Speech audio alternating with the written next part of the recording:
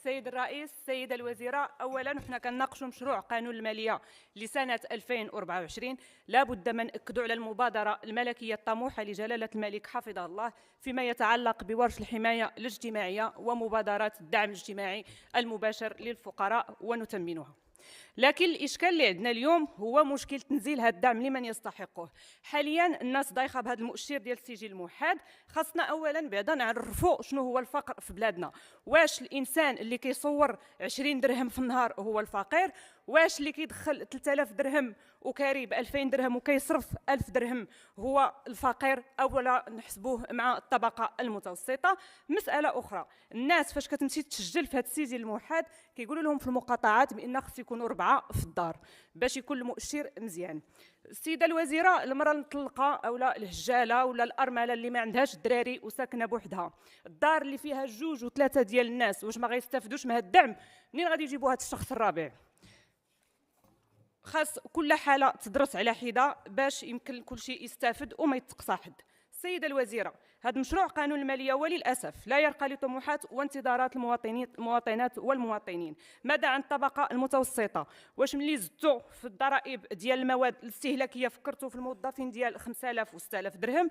لهذا خاص الزياده العامه في الاجور ديال جميع الموظفين في مختلف القطاعات الحكوميه والجماعات الترابيه وفي القطاع الخاص، بحيث اقل راتب خاصو يكون هو 10000 درهم. هذا الشيء الا بغيتوهم يتنفسوا شويه. الا تزادت البوطه والسكر والدقيق، حيت اكيد غادي تزاد الغلاء اكثر واكثر. العدس السيده الوزيره كان يضرب به المثل على انه وجبه الفقراء. واش عارفه السيده الوزيره بشحال اليوم الثمن العدس الكيلو؟ 32 درهم الكيلو. البطاطا 12 درهم، الدجاج 25 درهم الكيلو. المحروقات هابطه في السوق الدوليه ما كتعداش 79 دولار البرميل، ومازال شركات المحروقات كتشرك جيوب المغاربه وكتمص دمهم. راه ما كاين حتى تفسير منطقي كيبرر هاد الزيادات.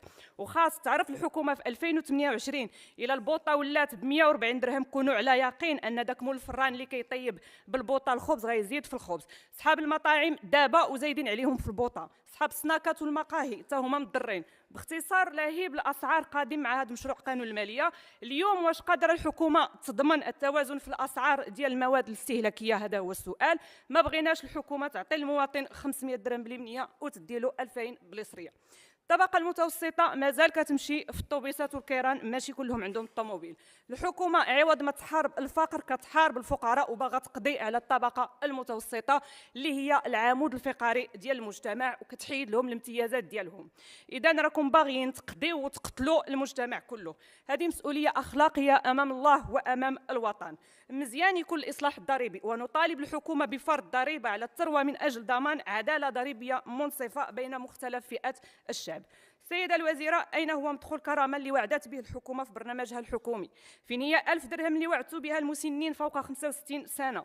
فين هي الزيادة في أجور رجال ونساء التعليم؟ فين 7500 درهم اللي وعدتهم بها الحكومة كبداية لهم في مسارهم المهني؟ فين هو الإدماج ديال الأساتذة المفروض عليهم التعاقد في الوظيفة العمومية؟ علاش مناصب المسؤولية كيترشحوا لها اللي عندهم 50 و 60 سنة؟ كنجيو للتعليم ولقاو المعطلين والطلبة مساكن محرومين من اجتياز هذه المباراة اللي محدة الحكومة الولوج لها في 30 سنة. الحكومة مطالبة اليوم بمعالجة الاحتقان الاجتماعي اللي كاين في قطاع التربية الوطنية من خلال إلغاء الاقتطاع من الأجور ديال الأساتذة المضربين عن العمل، الإضراب حق مشروع والدستور كيضمن هذا الحق، إلغاء تسقيف السن في 30 سنة للولوج للتعليم، إلغاء النظام الأساسي وتعويضه بنظام أساسي محفز ومنصف للسيدات والسادة الأساتذة، الزيادة العامة في أجور رجال ونساء التعليم، حشومة على حكومة الكفاءات تدرج أجور الأساتذة في ميزانية ونفقات المعدات بحال طاولات الطباشير وغيرها. هذه بوحدها كتبقى وصمة عار في عهد هذه الحكومة. وشكرا.